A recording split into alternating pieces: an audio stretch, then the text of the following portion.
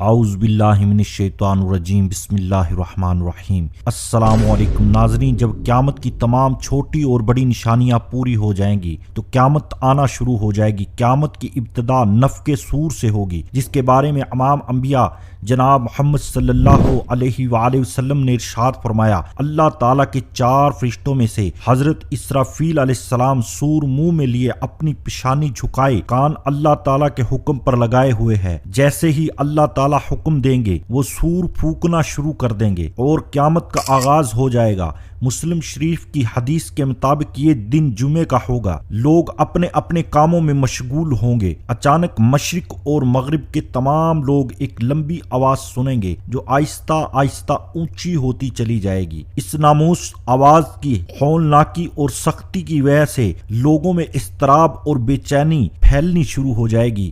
جب سور کی آواز بجلی کی کڑک کی طرح شدت اختیار کر جائے گی تب لوگ مرنا شروع ہو جائیں گے۔ جو آدمی جہاں ہوگا وہیں گر پڑے گا۔ جیسے جیسے سور اسرافیل بلند ہوتی چلی جائے گی ویسے ویسے نظام کائنات درہم برہم ہونا شروع ہو جائے گا۔ زمین آندھی کے اندر ہچکولے کھانے والی قدیل کی طرح زلزلوں کی زد میں آ جائے گی۔ پہاڑ گرد و غبار بن کر اڑنے لگیں گے۔ سمندروں میں آگ بھڑک اٹھے گی۔ آسمان پھٹ جائے گا۔ سورج چاند ستارے بے نور ہو جائیں گے۔ تمام مخلوق انسان جن اور فرشتے فنا ہو جائیں گے، حتیٰ کہ ملک الموت بھی اپنی روح اللہ تعالیٰ کے حوالے کر دیں گے۔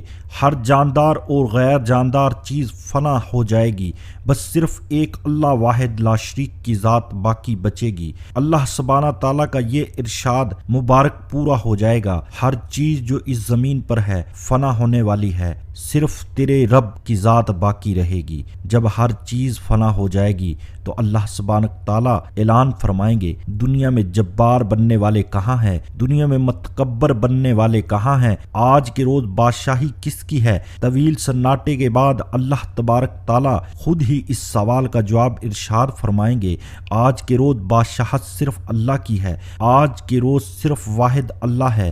مسلم شریف کی حدیث کے الفاظ یوں ہیں، میں ہوں بادشاہ، کہاں ہیں دنیا کے جبار متکبر؟ ایک طویل مدت جس کا علم اللہ سبحانہ تعالیٰ کو ہے سکون اور سناٹے میں گزر جائے گی۔ پھر جب اللہ تعالیٰ چاہیں گے نئے سرے سے آسمان زمین فرشتوں کو پیدا فرمائیں گے۔ نئی زمین میں عمارتوں درختوں پہاڑوں سمندروں کا نام و نشان تک نہیں ہوگا، بلکہ وہ سفید ہموار چٹیل میدان ہوگی جو اپنے رب کے نور سے خوب روشن ہوگی۔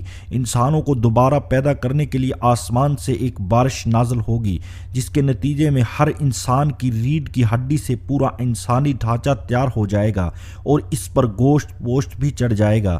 اس کے بعد جناب اسرافیل علیہ السلام کو دوسری مرتبہ سور پھونکنے کا حکم دیا جائے گا اور تمام انسان ننگے پاؤں ننگے بدن جس طرح ماں کے پیٹ سے پیدا ہوئے ہوں۔ اللہ تعالیٰ کا یہ فرمان بھی پورا ہو جائے گا کہ تم لوگ فرد فرد ہمارے پاس حاضر ہوں گے جس طرح ہم نے پہلی مرتبہ تمہیں پیدا کیا تھا۔ سب سے پہلے انبیاء علیہ السلام جناب محمد رسول صلی اللہ علیہ وآلہ وسلم اپنی قبر انور سے اٹھیں گے، پھر حضرت عیسیٰ علیہ السلام، پھر انبیاء اور پھر شہداء اور دیگر اہل ایمان اٹھیں گے، پھر فساد و فجار اور پھر کفار و مشرکین قبروں سے، کافر مشرکین فاسق فاجر لوگ اپنے اپنے اعمال کے مطابق اٹھیں گے۔ کوئی اندھا، کوئی بہرا، کوئی لنگڑا، کوئی چونٹی کی شکل میں اور کسی کے سر کے بل اٹھے گا۔ کافر اس غیر متوقع زندگی کے مناظر دیکھ کر شدید خوف دہشت کی کیفیت میں مبتلا ہوں گے، آنکھیں پتھرا جائیں گی، دل کانپ رہے ہوں گے، کلیجے منہ کو آئے ہوں گے۔ کوئی غم غسار،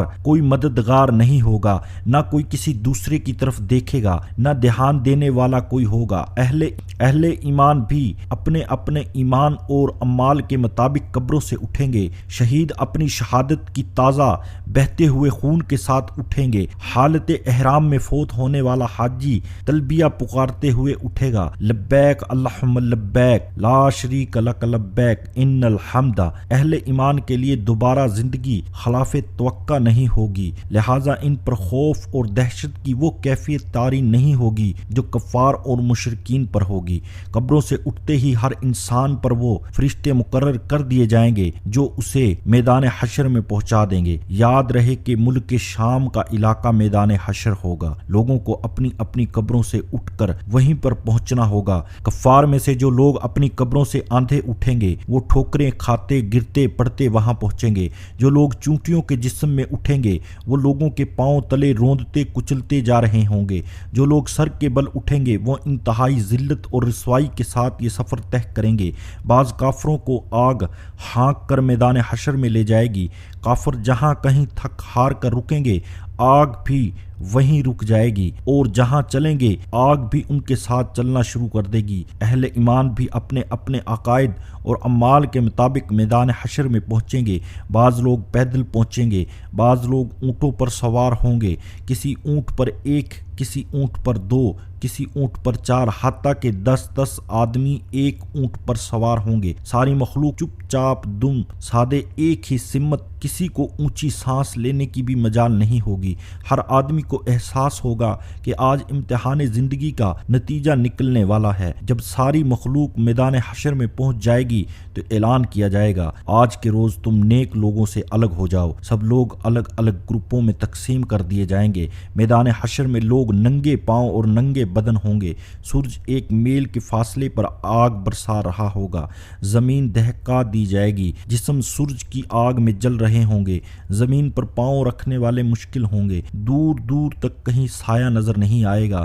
لوگ اپنے اپنے عقائد اور اعمال کے مطابق پسینے میں شرابور ہوں گے۔ کسی کو ٹخنوں تک، کسی کو پنڈلی تک، کسی کو گھٹنوں تک، کسی کو زانوں تک، کسی کو کمر تک پسینہ آیا ہوگا اور گردن تک پسینے میں ڈوبا ہوگا۔ کفار و مشرکین کو منہ میں پسینے کی لگام آئی ہوگی، بعض پسینے میں ڈبکیاں کھا رہے ہوں گے۔ بھوک اور پیاس کی شدت سے لوگوں کا برا حال ہوگا۔ بھوک اور پیاس اور شدت گرمی کی حالت میں لوگ 50,000 سال تک کھڑے رہیں گے اور تنگ آ کر اللہ تعالیٰ سے دعا کریں گے، یا اللہ ہمیں مصیبت سے نجات دے دے، خواہ جہنم میں بھیج دے۔ یاد رہے آج سورج کا ہماری زمین سے فاصلہ 9 کروڑ 30 لاکھ میل ہے۔ اس کے باوجود جون اور جولائی میں زمین اس قدر گرم ہو جاتی ہے کہ 1 منٹ کے لیے اس پر ننگے پاؤں کھڑا ہونا ناممکن ہوتا ہے۔